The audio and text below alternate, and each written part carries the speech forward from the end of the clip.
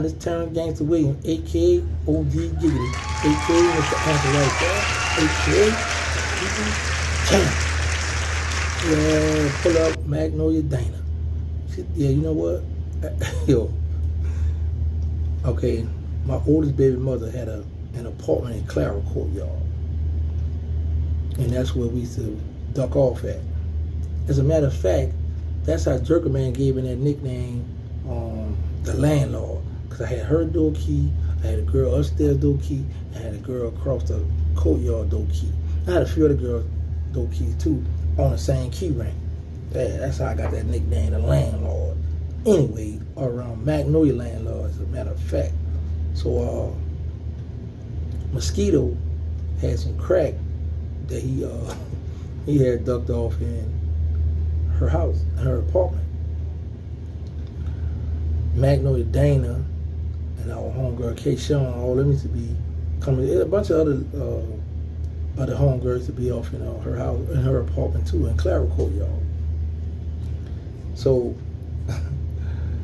one night, Mosquito left his crack at her apartment, and he had a girl that he used to be humping in the next apartment, the next hallway over. So he go by her that night, stayed over there, and I guess he just slept all the way, a little too long. So now the next afternoon, everybody out and about, nice and sunny out in that courtyard. Everybody, people out there hustling, the normal day go on in the project.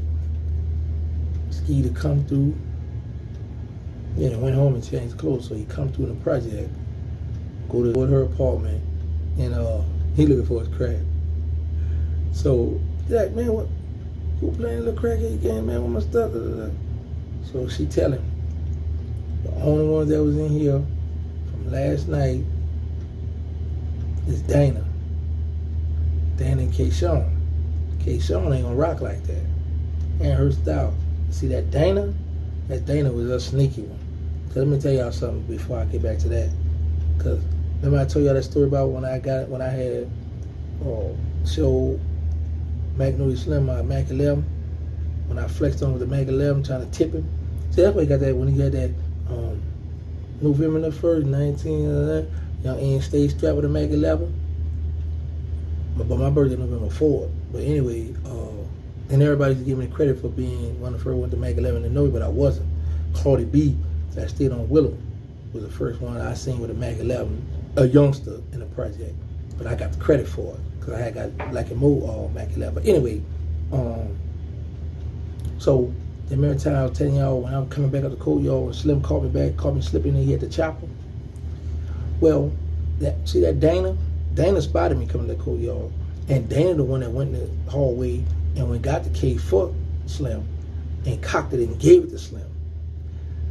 And I peeped all that, right? But I didn't really see her hand it to him, but I knew I had seen her first. He was standing over, it was like to the blind side. She went in that hallway and he got the chopper.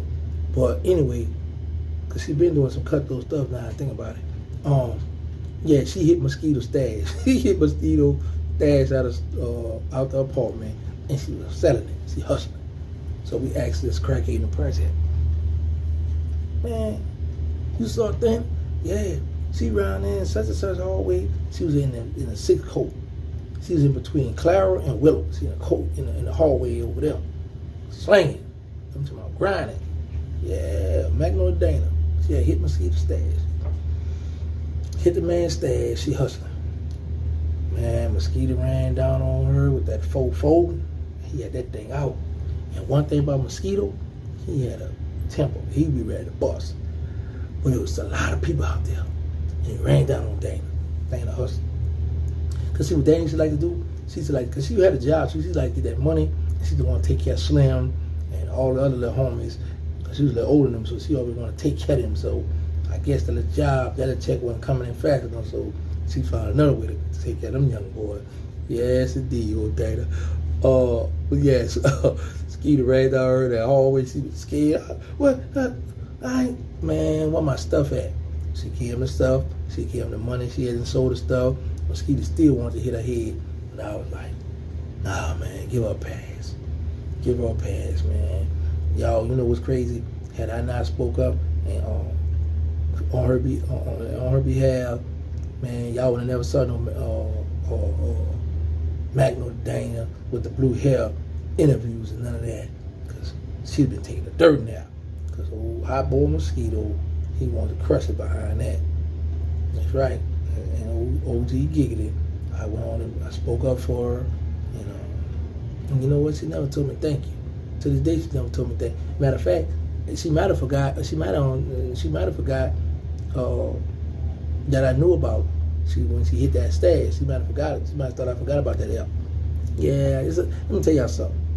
It's a lot of stuff people done did, a lot of stuff I done did, a lot of stories but some stories I be like, nah, they might be mad, this person might be mad, nah, I'm cool with this person.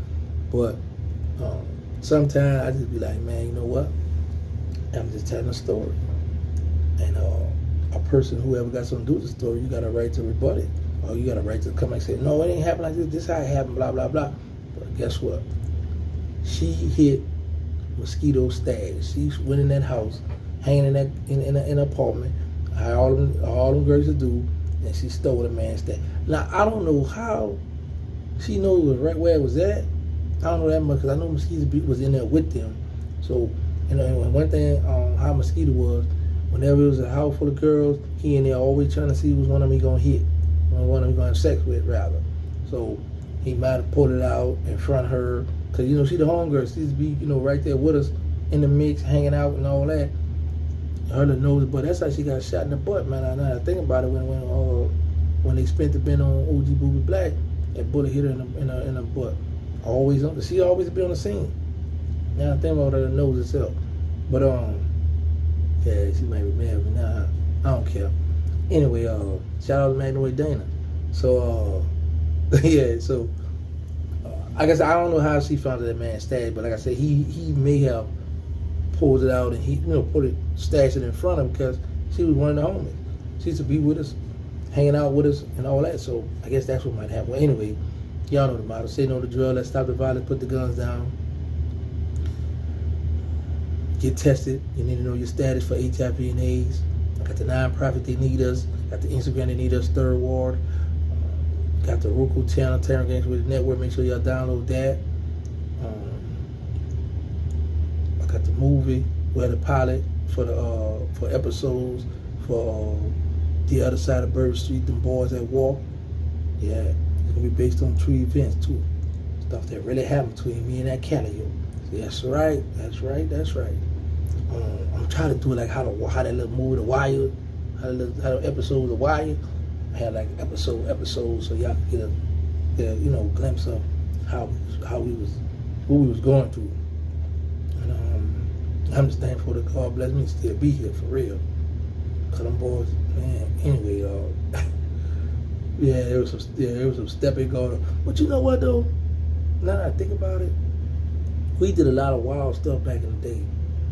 But these youngsters today, with all these new foreign names for their tools, and got the hand thing with the thing hang out in their carton at the balls, and they got all kind of sporty little stuff, and they letting you have it too. I'm talking about they giving you the whole and some. I'm like, man, these little youngsters, wow. I thought we was wild, but man, they is wild. See, we had respect with our wild. Like, we gonna come through, we gonna get out, man. But they come through, they getting everybody, anything in the way. Man, they getting the girlfriends and man, they is wilding, man. But where was I? Yeah, that's it. Thank y'all for all the support. I'm out. Wow.